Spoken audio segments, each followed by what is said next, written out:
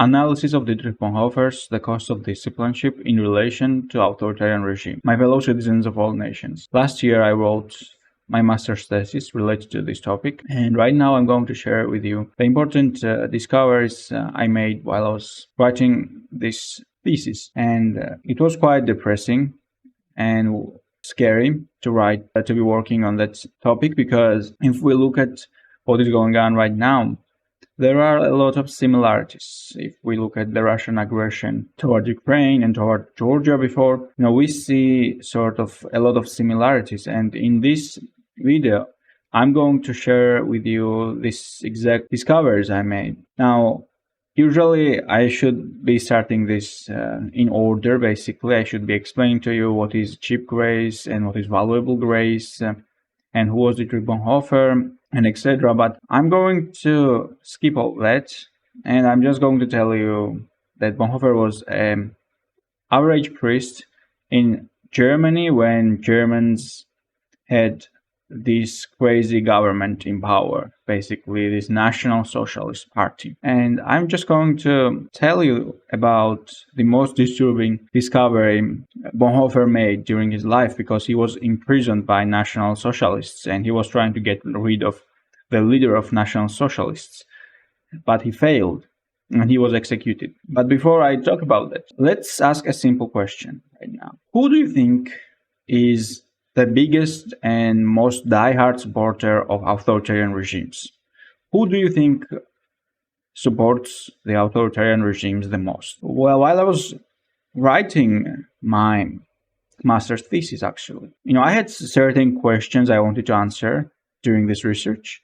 So I thought of this question, like, who do you think supports the authoritarian regimes the most? And I thought that the answer to that question was very obvious. In fact, I thought that obviously the greatest, the most diehard supporters of authoritarian regimes should be evil people, right? Doesn't it make sense that the most diehard supporters of authoritarian regimes should be evil people? And I thought so too. I was like, yes, my answer totally makes sense. But while I was doing this research, I came across a short essay written by Bonhoeffer. It's called After 10 Years. And he describes in this short work that, in fact, the conclusion that evil people are most diehard supporters of authoritarian regime, in fact, is a wrong conclusion. While in reality, the most diehard supporters of authoritarian regimes are average people. And to me, that was like,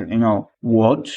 I was in shock. As much as I read his reasoning, as I came to this conclusion that no way, he is right, because I started to draw conclusions to what is happening right now, for example, and what was happening back then. And he describes average people, sort of people who are deceived, people who are stupid. He directly calls these people stupid people who are average and who have no whatsoever achievement in their life, basically, who don't read, who don't do anything of importance, right? So they attach their whole importance toward the idea of nation. So only thing they have is this nation. In different cases, for example, that's a religion, for example, for this sort of what we call a stupid people right now. Because these stupid people, they attach their existence, their value, their importance either to religion or to state or something like that. Basically something they can be proud of, because they cannot be proud of anything else, and they are not proud of anything else in their life. And usually this type of people appear very stubborn and, very argumentative. And like if you were to argue with these people, you would discover that yes, they are very argumentative, and they argue a lot and they are very stubborn. But what hides behind the deceiving stubbornness is something much more deep, and it is simply a slogans. What they hide behind their mask, which they wear, this mask of averageness. What they really hide is a stupid person who really hides behind that mask, right? There's this stupid person who is incapable of thinking for the people who are generally incapable of thinking for themselves, people who are incapable of drawing their own conclusions, and they just repeat the slogans and propaganda narratives, and they cannot think beyond it, right? And when propaganda spreads propaganda, and propaganda can claim anything because they don't have to say the truth. They just have to say something that will make these average people, these stupid people, basically, in reality, behind the mask. Again, behind the mask, they are stupid, they are manipulated, and they don't even understand that they are just manipulated. They consider themselves some sort of great thinkers. And indeed, if we look at the Germans, right, during World War II, majority of Germans, they indeed supported this regime. And they were indeed the average, and they were indeed behind that mask, they were indeed stupid. And what is very interesting is that this realization is very depressing, right? To realize this, it is super, super depressing because these people can be deceived endlessly. These people will believe simply anything because they are in majority. They are in majority indeed. Like if you think that they are not in majority, you are wrong. That's why this is so easy for them to believe these absurd narratives. And another reason which supports this is simply this example. Just think about this way. And by the way, this is not something Bonhoeffer wrote, but my conclusion that, if you were to think about it this way, right? Average people, like somebody could be a good carpenter, good mechanic, good programmer, good video editor, good, photo editor, good web designer, good game developer, or like good manager or good soldier. But outside of their own professions and their own niche skills, we generally as human beings, we understand very little about others' stuff, basically. We may be, for example, good at philosophy, and we may understand the philosophy of life on a certain extent. And we could be, for example, well-read individuals, but there are so many things simply we don't understand. And deception and politics is one of those things, because, again, people could be saying that I'm a nice person, I'm a nice politician, I will do this and that. I will give you water, for example, if you are dying and you need a drink of water to survive, I will give you water. But you are incapable of seeing what is behind that offer and why they are giving you that water. Is it they are helping you really because of kindness, or there is some other motives behind their actions? Like, you are incapable of thinking about it. And even if somebody is smart, like human beings were influenced by crowds, right? And if you have been in protests, for example, you participated in protests, you know exactly what I'm talking about, right? You have this sense of feeling and something, or if you were like in sports events when everybody is supporting certain team to win and etc. You have this feeling and you understand exactly what I'm talking about, right? You have this feeling of being part of something bigger, and your mind kind of retreats and something primal comes forward. So even if you are a relatively smart person, you are still not safe from this. Another thing actually about this is that, this makes sense then. Like if we look at, for example, interviews with Russians and the answers they give and some comments and etc., then everything makes sense. Like if we look at from the Dietrich Bonhoeffer's perspective and Dietrich Bonhoeffer's discovery, by the way, average people, stupid people, are just stupid. And what is hidden behind averageness is insecurity, not knowing things, and attaching yourself of greatness towards something big. And that something big could be very destructive. And Bonhoeffer actually warns us that if we were to think too much about it, it may lead to us to start hating human beings, start hating humanity. And he sort of warns us to calm down, to stop for a moment, and understand that nothing you despise in others is not entirely absent from yourself. So if you start to despise others because of those things, you have to remember that those things are into you too. Myself, outside of certain things, I don't understand much. I don't understand it. Just like you do. You could be good in some skill, but you don't understand outside of their stuff, other things. We are very limited, and no matter what we hate in others, we can find that thing in ourselves. And hatred definitely is not answer. This is not philosophically, this is a wrong approach. Religiously, this is from a Christian perspective, this is a wrong. Hatred is simply never right thing to do. And what we have to do is to focus on ourselves and try to fight for society, because Bonhoeffer concludes, and he criticizes, by the way, the hermit culture which exists in Christendom, where Christians basically go as hermits, and they leave this world basically by their behavior. And he criticizes these people and tells them that their behavior of leaving the world, it's shows their love for the world, and what they should really be doing is to fight for the society, fight for the people, and be example, just like Jesus was example when he was crucified, and when he carried that cross publicly. He did not hid himself, even though he indeed was tested by Satan for 40 days, and we know about it, but he came back and he fought in front of society, and he tried to be example. And so that's how hermits should be. They should be the example of courage, example of fighting, example of this, example of how our age people who we should look up to, like who we should look up to if these people just disappear. And one of the things actually about Bonhoeffer is that he's just a normal priest in Germany, and he decides to write anti-Nazi work and etc. And one of the things he writes is that when we try to justify the sinner, we end up justifying the sin itself. So we should be very careful. We should be indeed very careful when we try to justify the sinner, because we end up justifying the sin itself. And the another thing is that Bonhoeffer considers this division between lower and higher, valuable and cheap grace, something very bad. And he thinks that this division in Christianity is destroying the Christianity, because we have this attitude for Christians basically. In Christian, there's this idea that, I am just a normal person. I don't have to follow these things that seriously. That's for the priest or that's for the hermit.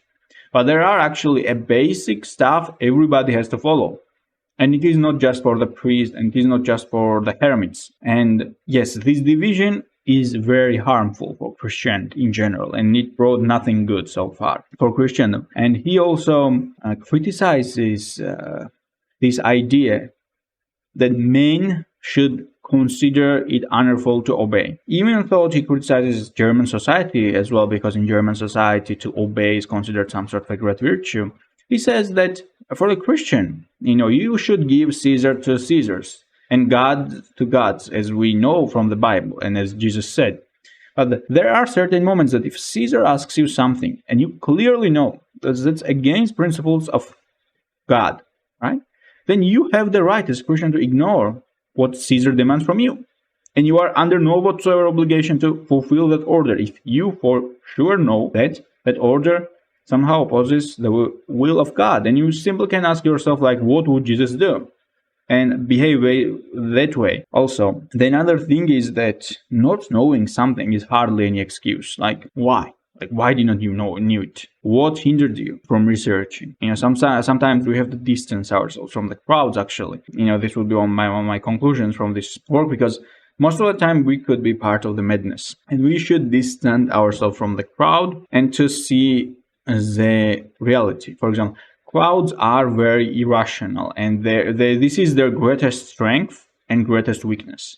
Because in that sense, that crowds could be mobilized to fight for something very valuable thing, for justice, for example. But crowds could be also mobilized to fight for simple evil.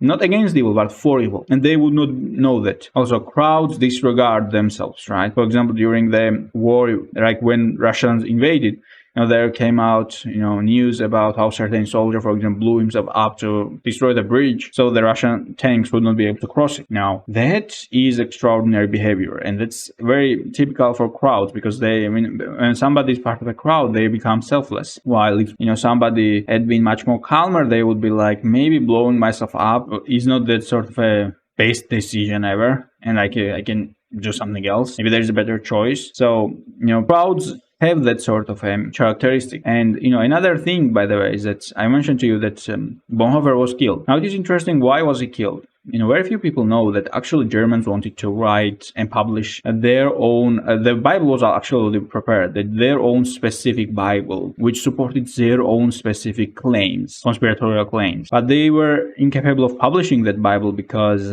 they were losing the war, and they never managed to publish it. But this Bible basically was twisted to serve their own narrative. And what is interesting is that some people think that one of the reasons why Bonhoeffer was actually killed is because he knew too much, but not too much about the war and and plans and crimes of Nazis, but he knew too much about how deeply church collaborated exactly. Because we could say that it was the collaboration with this regime, it was beyond the borders of the Germany. But how far exactly and etc. Maybe Bonhoeffer knew something. And I consider that argument to be most convincing. And I consider that that's the reason why he was killed, because it was a couple weeks, 2 weeks, if I remember correctly, before the end of the war, when he was killed, basically. And I think that's the most convincing argument, that he simply knew too much and they wanted to get rid of him, so he would not have shared that information with the rest of the public. Now, for the final conclusion, Bonhoeffer thinks that authoritarian regimes are ruthless, and going and compromising toward authoritarian regimes will never bring anything good, and a believer should not compromise with authoritarian regime, and in fact they should fight actively against authoritarian regime and do everything in their own power to fight it. And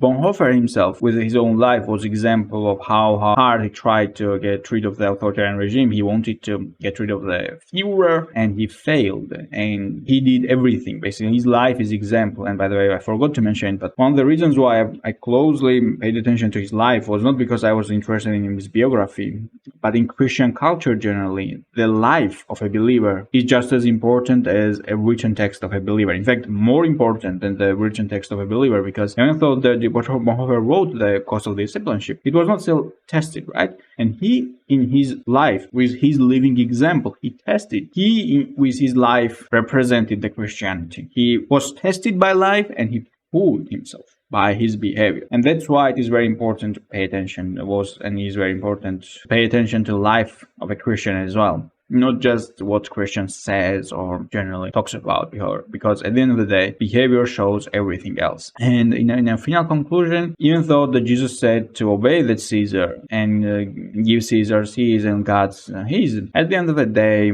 for a believer, what belongs to God should be much more important. And this narrative, actually, which I have not written it here, but there is this narrative as well, which I learned later. Some people think that what was given to Caesar, it is from God, as therefore obeying the Caesar is equal to obeying the God. This is this sort of an argument. And actually, it is a very tricky argument, and it appears very well thought argument, actually. If somebody were to argue this way, that he was, chosen by people by will of God, if he were in that case, he won the election, he represents the God, therefore obeying him is equal to obeying the God. But this is a twisted logic. There is no whatsoever logic in this. It's like a deception, using words to deceive people. In reality, God is a separate entity, and God has nothing to do with a mortal. He is not represented by a human being, and his will is not represented by a human being. This argument, we could argue that we exist because God allows it. If God did not want us to exist, we would not exist, right? By that sense, we exist because God willed it. But it doesn't mean that if you were to obey me, you are obeying the God. Same way, the Caesar or whoever it is in charge, yes, he exists because God allowed him to exist, because to test the believers or whatever argument you want to make. But